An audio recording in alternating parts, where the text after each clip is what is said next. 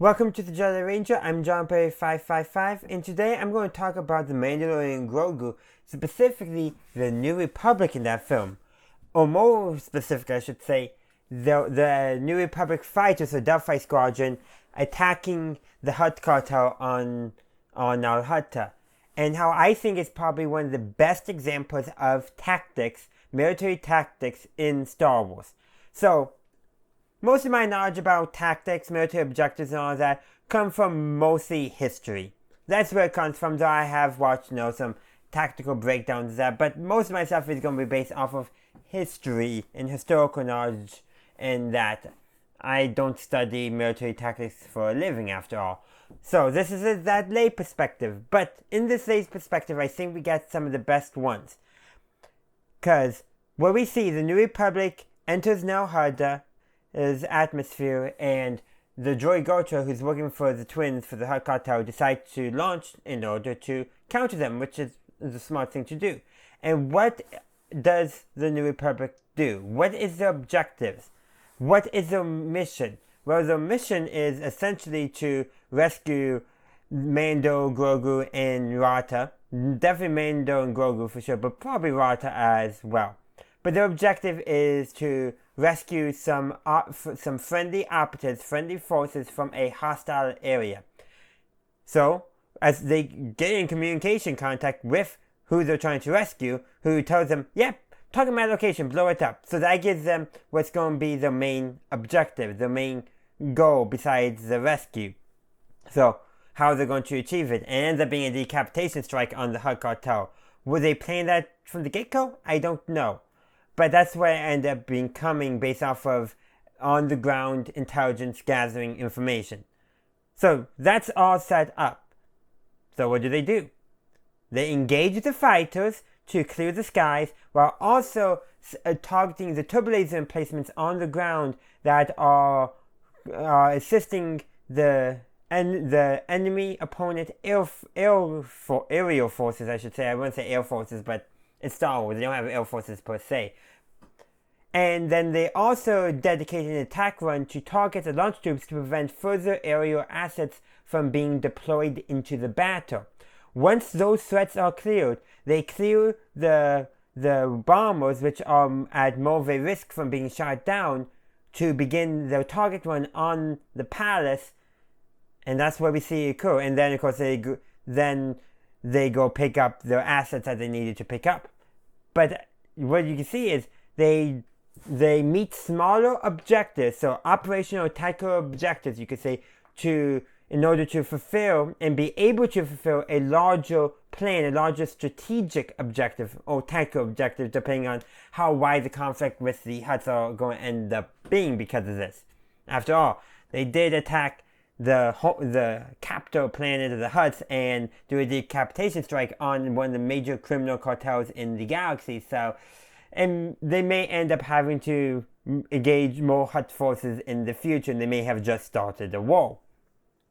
But in terms of what the mission was, they did not just go in and leave. They eliminated potential threats or active threats to their operation, and then they picked up their assets and made an evacuation because they achieved their strategic and operational objectives for this specific mission in question. But that leaves another question. Why do I think this is the best? And simply because, except for the Clone Wars, tactics in Star Wars is like, okay, go head on in. Like in A New Hope, the Rebel fighters do engage in dogfights against Imperial TIE fighters to prevent the TIE fighters from targeting the fighters, the bombers that are making the attack run against the Death Star.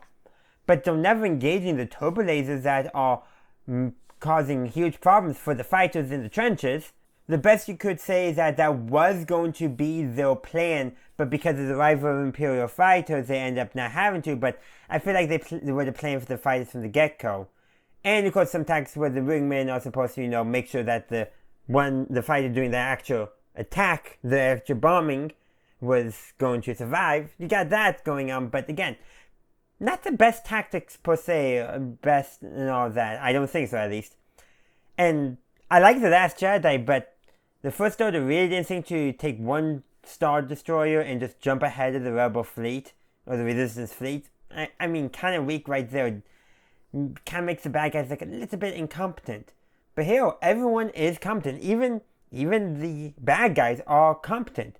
They're outgunned, they're outmaneuvered, but they're not incompetent. They just did not have the resources to adequately counter the threat presented to them.